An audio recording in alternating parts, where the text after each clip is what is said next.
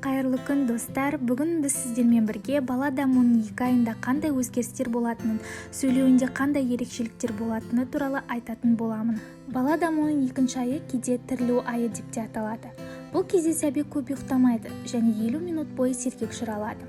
Бала 2 айға толарда оның көру қабілеті мен есту қабілеті жақсара түседі. Сондай-ақ нәресте 30 см-ден 6 метрге дейінгі заттарға қарай алады. 2 айлық кезде балалар басын көтеріп біраз уақытты ұстап тұратын болады. Яғни шалқамен жатқызған кезде басын оңай ұстайтын болады.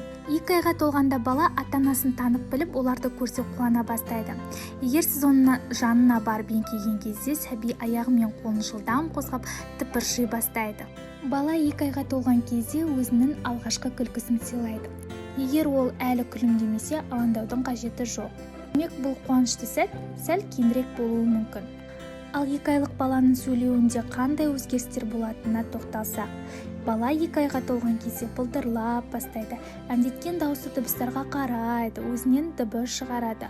Агу, ага, абу деп былдырлап бастайды. Балалар бұл кезде үлкендердің ән айтқанына қарап, өздері де уілдеп дыбыстар шығарып бастайды.